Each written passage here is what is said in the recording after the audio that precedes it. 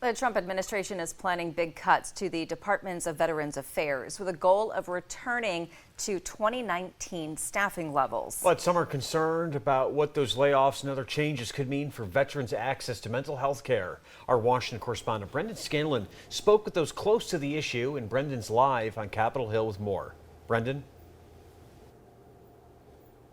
Hey there, Renata and Nick. Good evening. Well, this is kind of a two-pronged issue. First, on one hand, the VA is now requiring folks who usually do telehealth work, telehealth professionals that provide mental health services, to return to the office, and some are worried that that can actually compromise the quality of mental health care they can provide. Of course, the second issue, as you mentioned, are those staffing cuts, which others believe could mean that less people are there to answer the phone when a veteran is in crisis.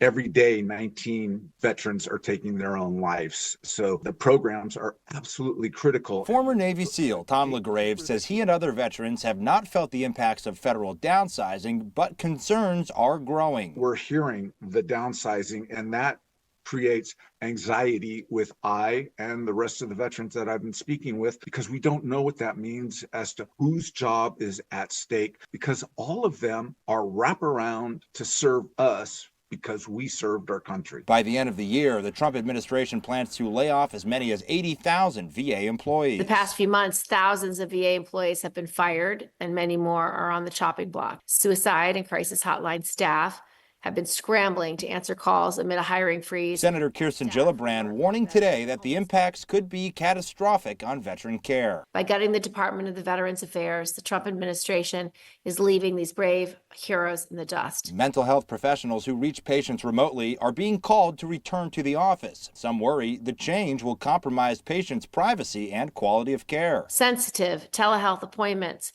from crowded offices, compromising patient privacy and potentially violating professional mental health care standards. We want to work directly with our veterans, providing the best care we can provide for them because they've earned it. Congressman Mike Kelly says supporting veterans is a bipartisan issue. He says he's unaware of any tangible, harmful impacts from federal downsizing. I want to talk to somebody. If they've lost something, I want to know about it, because to my knowledge, that has not happened.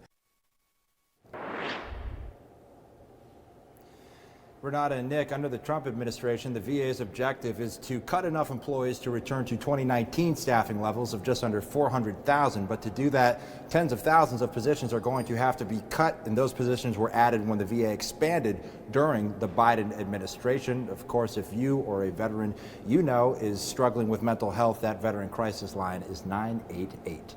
Reporting live on Capitol Hill for WENY News, I'm Brendan Scanlon. Renata, Nick, back to you.